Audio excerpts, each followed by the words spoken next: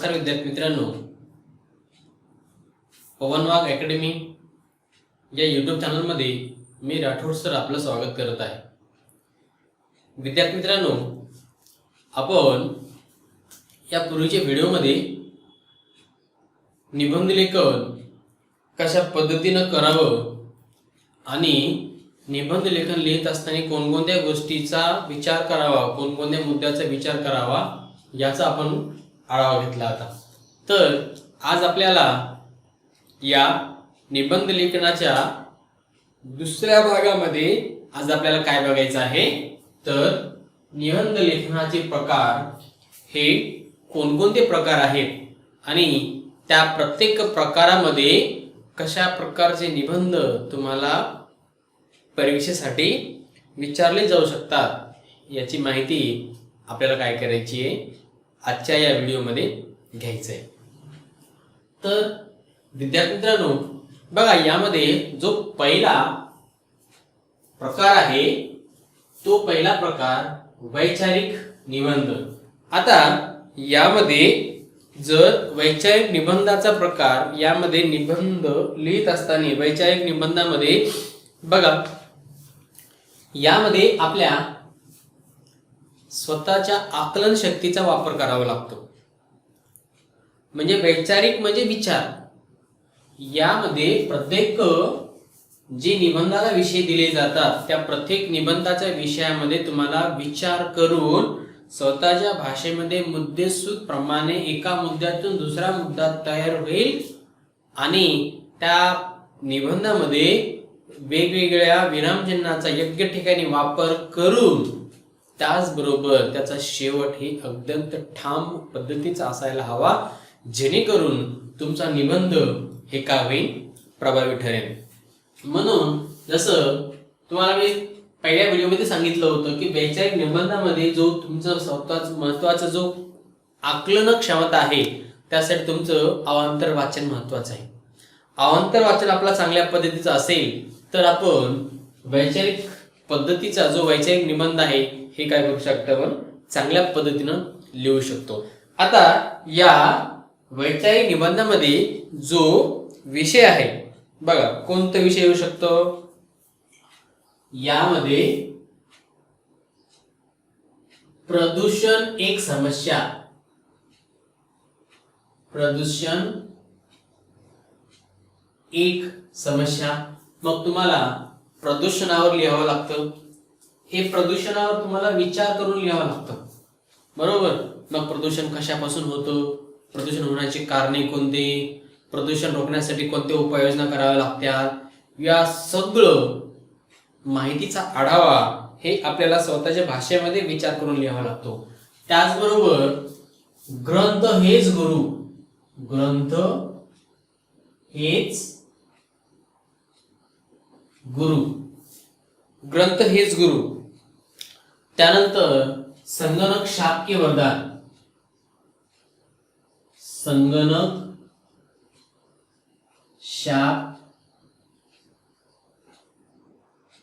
शाप की वरदान।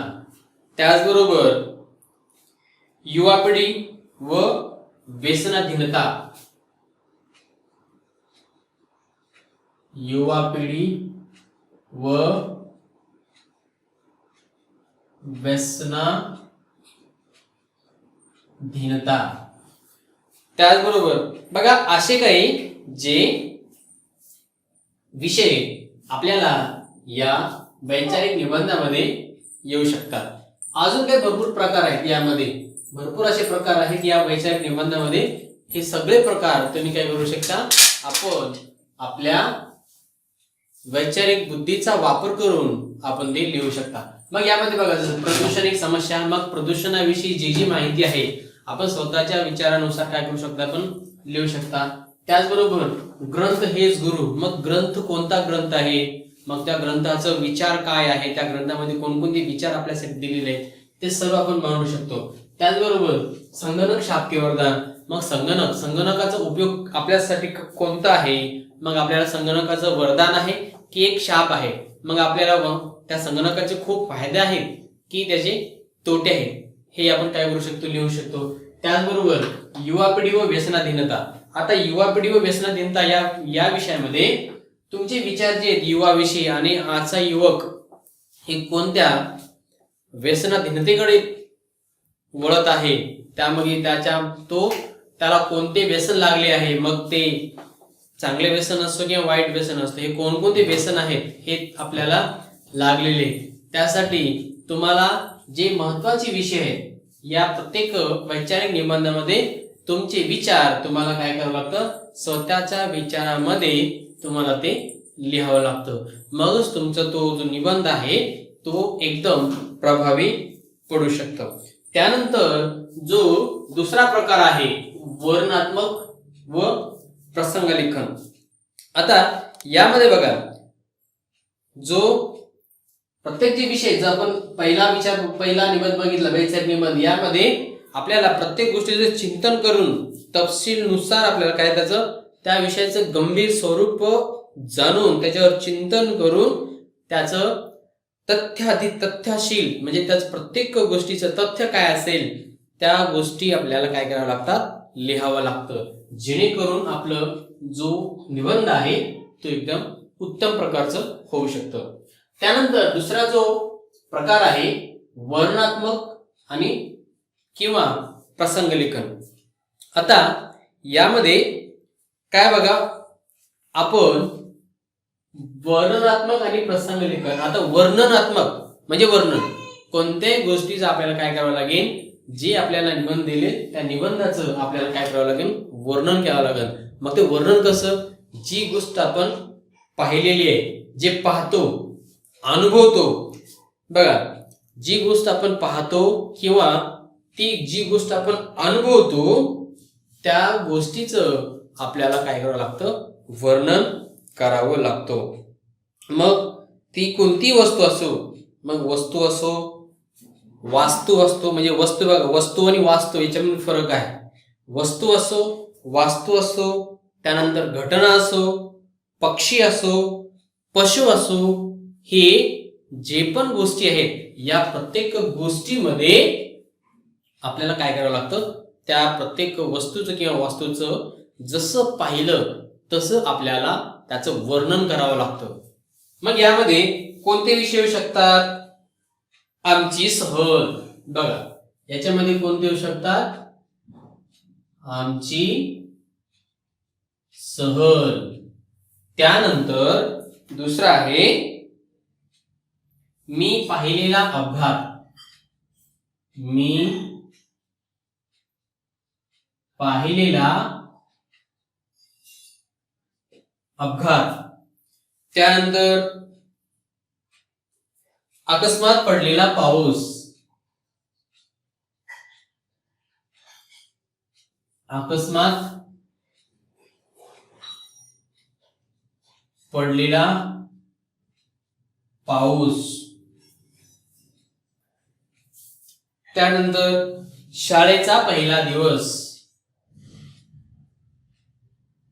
शाळेचा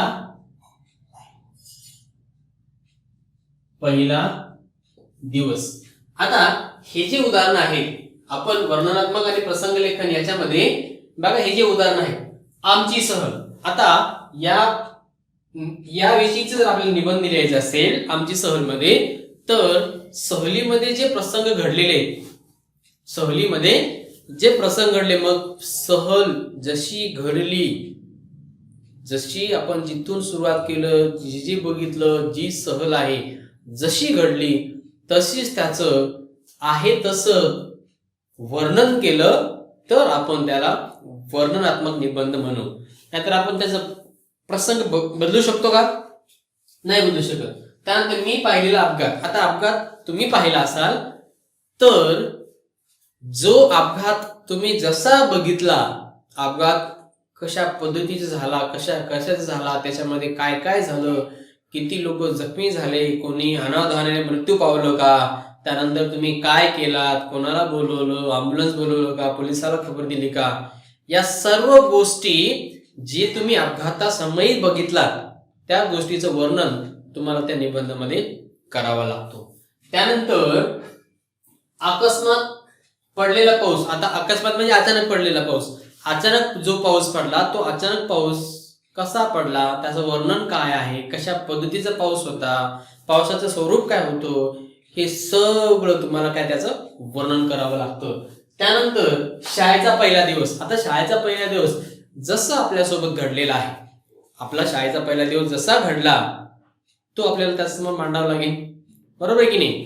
मग शाळेच्या पहिल्या दिवसामध्ये आपण काय काय केलं, कुठं गेलो, कोणत्या मित्राला भेटलं, कोणत्या सरांना भेटलं, पहिला तास कसा गेला, दुसरा तास कसा गेला, त्याचं मध्यांतर कसं गेलं, शेवट कसं गेलं, या सर्व गोष्टीचा आढावा, जसं वर्णन, जसं आपल्यासोबत जी गोष्ट घडली पहिल्या दिवसामध्ये तीच गोष्ट आपण काय करू शकतो, या निबंधामध्ये लिहू शकतो. म्हणून यामध्ये काय करावं लागतं, जी गोष्ट आपण पाहतो किंवा अनुभवतो ती गोष्ट आपल्याला याच्यामध्ये मांडावी लागते. मगच आपण काय करू शकतो, आपला निबंध एकदम प्रभावी पद्धतीचं लिहू शकतो. त्यानंतर जो तिसरा निबंध आहे तो निबंध कोणता आहे,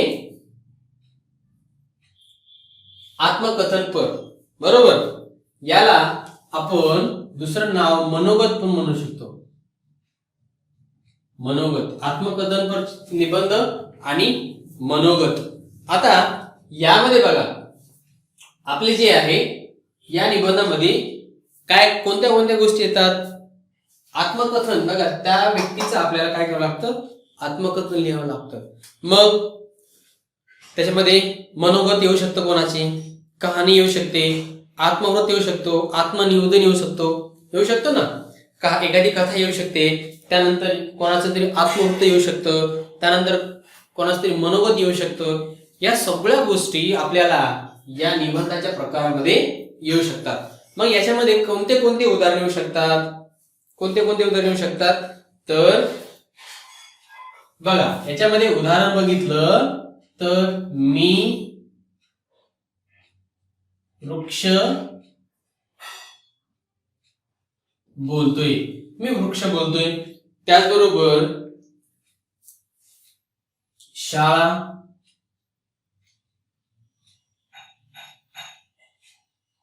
बोलते. त्यानंतर मी ताजमहल बोलतोय, मी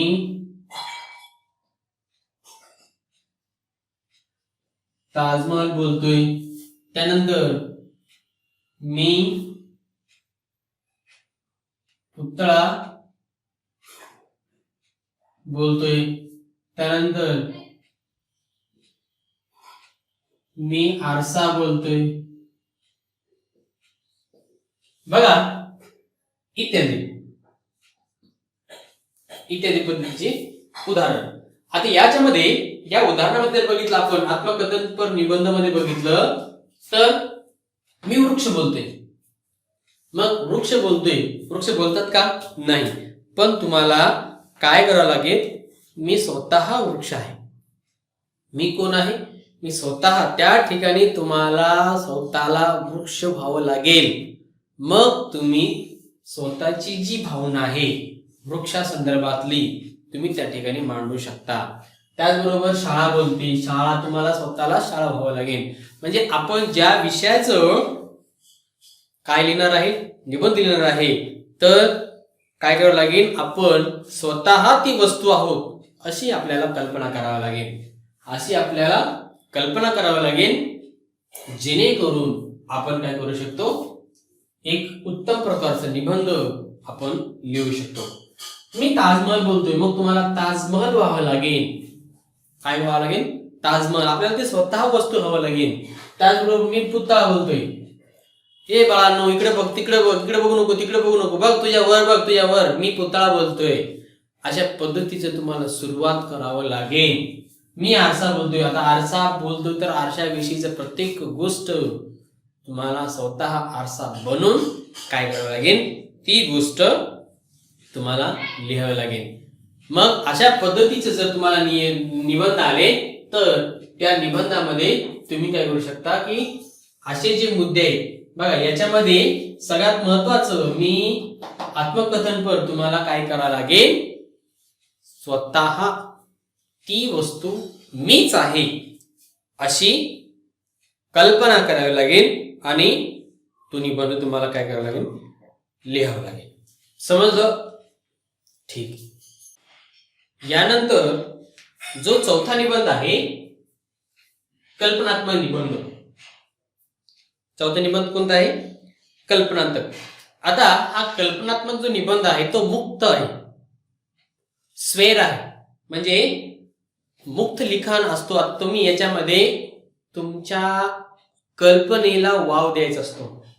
कल्पनात्मक म्हणजे तुमची जी कल्पना आहे ती तुमची कल्पना कशा पद्धतीची आहे त्या कल्पनेला वाव द्यावं लागतं आणि या ठिकाणी तुम्ही मुक्त प्रकारचा निबंध लिहू शकतो.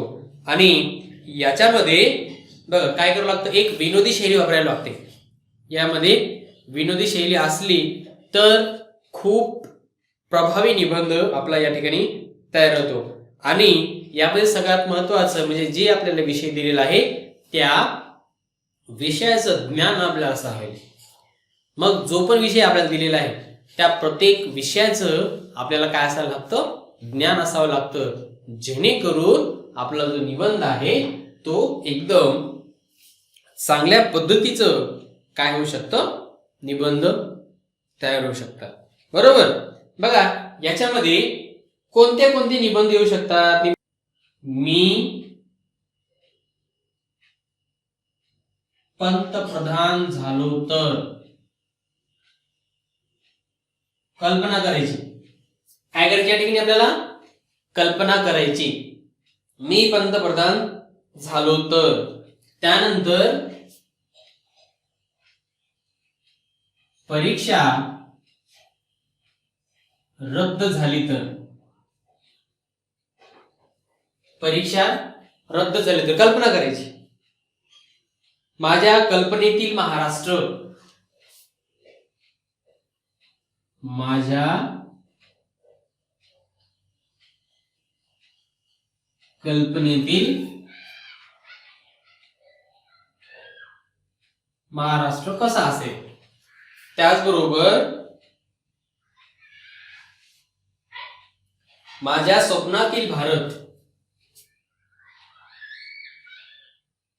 माझ्या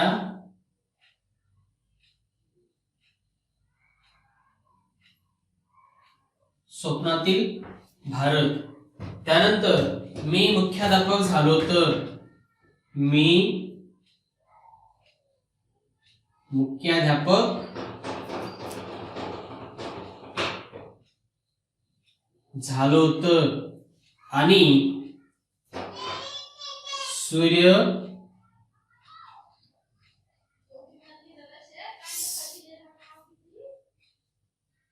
संपावर गेला तर, इत्यादी. बघा आता हे जे उदाहरण आहे ते उदाहरण कशाचे, कल्पनात्मक निबंधाच्या प्रकारामधील आहे. मग पहिला उदाहरण बघितलं मी, आपण जर बघितलं मी पंतप्रधान झालो तर. आता कल्पना करायची की मी पंतप्रधान आहे, मी भारत देशाचा पंतप्रधान आहे आणि मी जर भारताचा पंतप्रधान झालो तर मी काय काय करेल, मी कोणत्या कोणत्या गोष्टी आपल्या भारत देशामध्ये लागू करेल, भारत कशा पद्धतीचा मी निर्माण करेल, भारताला महासत्ता बनवण्यासाठी मी कोणत्या कोणत्या गोष्टी भारतामध्ये नव्याने आणेल, त्या सर्व गोष्टीचा आढावा. या सर्व गोष्टी जर तुम्ही कल्पनात्मक लिहिलात, तुम्ही कल्पना केलात तर तुमचा निबंध चांगला होईल. त्याचबरोबर परीक्षा रद्द झाली तर कल्पना करायची, जर एकवेळेस परीक्षा रद्द झाली तर काय होईल.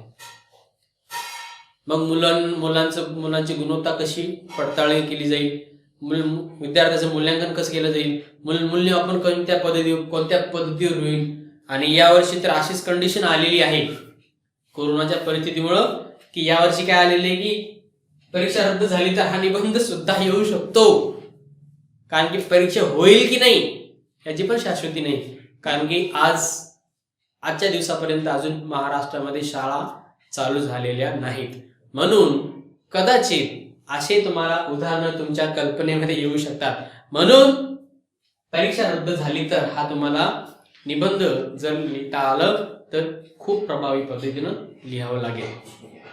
त्यानंतर माझ्या कल्पनेतील महाराष्ट्र. मग माझ्या कल्पनेतील महाराष्ट्र, माझ्या कल्पना म्हणजे मी मुख्यमंत्री झालो किंवा माझ्या कल्पनेतील महाराष्ट्र कसा असायला पाहिजे, असा घाणेरडा असायला पाहिजे का, त्यानंतर महाराष्ट्र कोणत्या पद्धतीचं असायला पाहिजे, माझ्या महाराष्ट्रामध्ये काय काय गोष्टी असायला पाहिजे, कशा इंडस्ट्री असायला पाहिजे, रोजगार कसं निर्माण केला पाहिजे, त्यानंतर शेतकऱ्यांसाठी काय केलं पाहिजे, काय असायला पाहिजे, हे सर्व गोष्टी तुम्ही तुमच्या स्वतःच्या कल्पनेमध्ये तुम्ही काय करू शकता, लिहू शकता.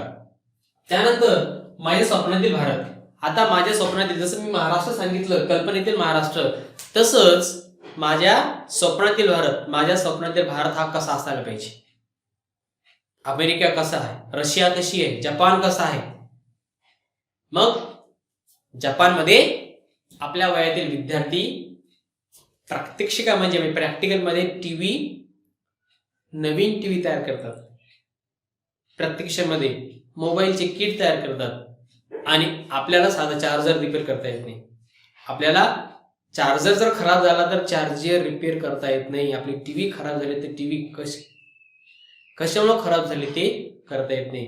म्हणून माझ्या कल्पनेतील भारत या संकल्पनेमध्ये आपण जागतिकीकरणाचं लेवल कसं उंचावेल, भारत महासत्ता कशी बनेल, अशा पद्धतीचं वेगवेगळ्या पद्धतीचं कल्पना आपण या निबंधामध्ये मांडू शकतो. त्यानंतर मी मुख्याध्यापक झालो तर मी एक दिवस, तुम्ही होता बघा, आपण शिक्षक दिवस जेव्हा मानतो, ज्या दिवशी आपण शाळेमध्ये शिक्षक दिवस सर्वपल्ली राधाकृष्णन यांची जयंती आपण मानतो, त्या साजरा करतो. त्या साजरा करणाऱ्या दिवसामध्ये जर तुम्ही स्कूल डे आपल्या शाळेमध्ये आपण साजरा करतो, मग त्या स्कूल डे मध्ये तुम्ही जर एक दिवसाचा काय मुख्याध्यापक झाला तर तुम्ही कोणकोणत्या गोष्टी कराल, ही कल्पना तुम्ही तुमच्या डोक्यामध्ये ठेवा, आणि त्या कल्पनेनुसार काय करा, तुम्ही त्यांच्या निबंधामध्ये तुम्ही ती तुमची सर्व कल्पना तुम्ही उतरू शकता. सूर्यसंपावर गेला तर, आता सूर्यसंपावर गेला तर काय काय परिणाम होतील, अंधार होईल, त्यानंतर ऊन मिळणार नाही, हे सर्व गोष्टीचा याच्यामध्ये तुम्ही माहिती तुमच्या कल्पनेनुसार त्यामध्ये लिहू शकता. त्यानंतर जो 5वा मुद्दा आहे चरित्रात्मक, 5वा प्रकार चरित्रात्मक निबंध. आता चरित्रात्मक निबंध याच्यामध्ये काय लिहावं लागतं आपल्याला, जे थोर व्यक्ती होऊन गेले त्या थोर व्यक्तीच्या कार्याचा आढावा आपल्याला या चरित्रात्मक निबंधामध्ये लिहावं लागतं. मग थोर व्यक्तीच्या कार्याचा आढावा, मग कोणते कोणते व्यक्ती, मग आपल्याला माहिती की भरपूर व्यक्ती आहेत. त्यामध्ये बघा महात्मा गांधी, त्यामध्ये बघा महात्मा गांधी, त्यानंतर महात्मा फुले, बाबासाहेब